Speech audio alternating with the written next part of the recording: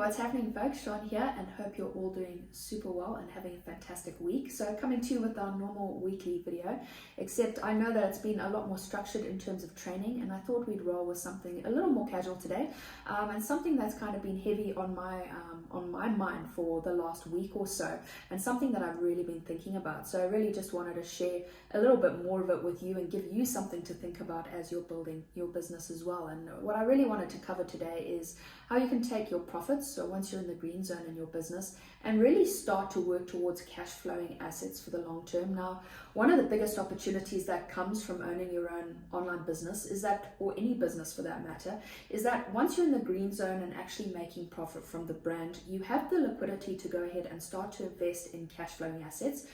Which has always been one of the main reasons over the last 4 years of being online that I could delay gratification for this long, because it's one step closer to actually going on and securing the future for me and my family. You know, personally, I had a fairly poor mindset around profits and cash flow for a big chunk of my adult life, you know, and in part it comes down to number one, societal pressure, and number two, the lack of financial understanding and clarity that I had or needed to generate wealth, right? Which is very different to going ahead and getting rich and making money, which I think is the general feeling that I get from a lot of folks that I'm talking to, you know, either over in the DMs or in my life as a whole, you know. And there've been times throughout my career that I've made really, really good money. In hindsight, there's a lot better things I actually could have done with all of that, but it burnt a serious hole in my pocket at the time, and I blew it on all kinds of shit, trying to keep up with everybody else that was around me, right? So I always invested in the latest, you know, brand spanking new phone every year. I had a fancy sports car, which I almost scribbled myself with actually, but I had my fancy car. I was going on lots of different trips, lots of holidays. I was drinking a lot of booze. I was taking a lot of substances, and ultimately I had the money to make that all go around to everyone around me as well. I purchased a lot of designer clothes. And it really becomes hard to keep up, and worse is when things go the other way, because there's also been times throughout my career where I've been super broke, especially coming out of the 9 to 5 that I went and got in 2017 and 2019.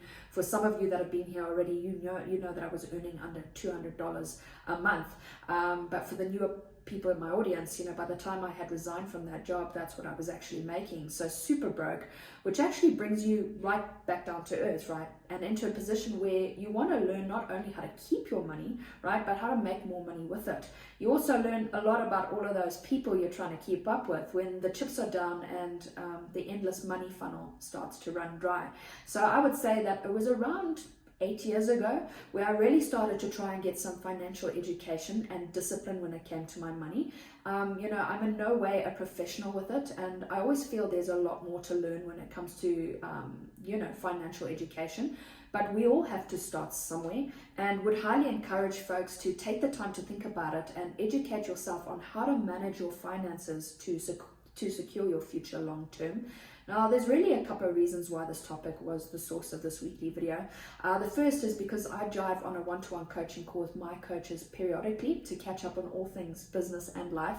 And we got chatting on my long-term plans and where I see things going with my business and with my life now that we're really building some momentum with things. And you see, the big thing is once you really do capture that momentum with your brand and start to head to that green zone, there has to be something more and a reason why you're doing it all, right? So a huge part for me comes down to securing my future and that of my parents. And although most of them don't know it at all, having a safety blanket for my siblings, my nieces, my nephews, my aunts, my uncles, you know, just the family unit as a whole.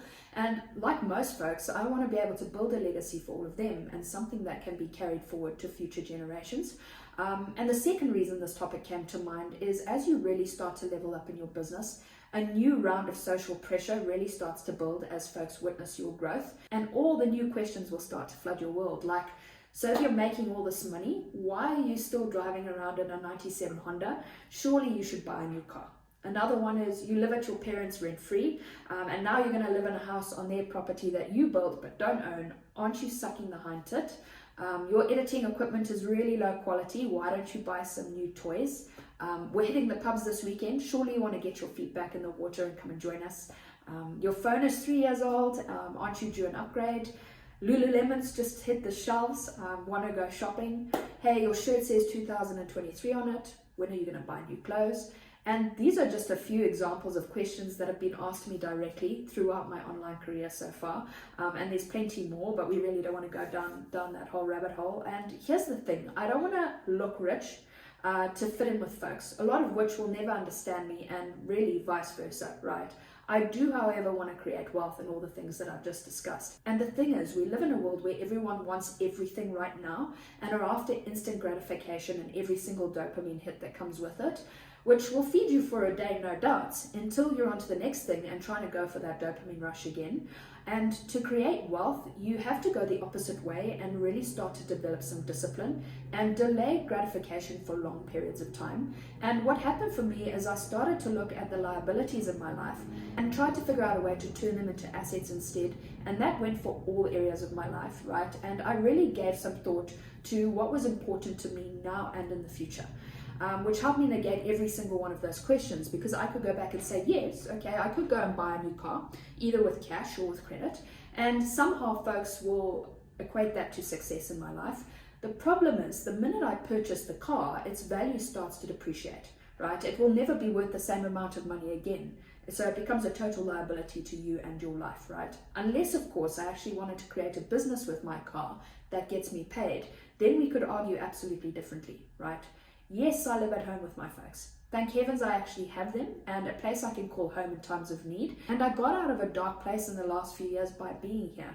The rent I could have been paying somewhere else has actually built a second home on their property. What folks fail to get is this, right? Not only does it increase the value of their property, but the intention was never really for me to suck the hind tit, but secure some security for my parents' retirement, which is kind of a win-win, right? And it will also turn into a positive cash flowing asset in less than 2 years' time. What was even crazier was when I cracked my last bottle of tequila and realized I was swallowing 4 bags of cement in terms of dollars. It's an even bigger motivator to get sober and to actually start investing in things which are going to serve me for the future, right? The editing equipment I have already has me in a cash flow positive state, okay? As old as they are bigger assets than a lot of folks' shiny cars that they have on credit, right? So does my 3-year-old phone, of which I do 98% of my work from, including this video, right? And the phone has paid for itself 200 times already, and that's not an exaggeration. And as for my clothes and shoes, they don't pay the bills, right? Although I'm not shy to invest in the tools that I need to increase my physical assets at all. Right, so majority of all of my buying decisions now always comes down to how it's going to serve my end game, and my mindset has completely shifted from what's this going to cost me to what will this investment help me achieve, right? So what I'm going to leave you with today is this: as you continue to pursue your North Star and end goal, start approaching your buying decisions with the end in mind, right? If you invest in X today, how will it support your vision? Okay, if you don't invest in X today, what will it do to your end game? Like I always remind myself pre-training, if I don't eat enough high quality food and hydrate before my run, how is that going to affect my outcome? Okay, or anytime I want to reinvest in my business, if I invest X dollars today, how is that going to support my end game, right? So hope this gives you something to think about.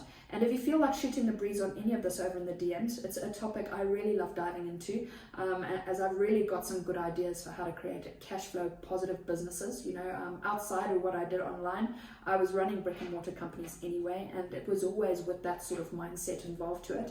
And now that I've got deeper clarity on sales and marketing and building relationships, and really a more solid understanding of finances, it's really cool to chat with folks that actually want to start building cash flowing assets in their own world as well. So feel free to hit me up on any of that.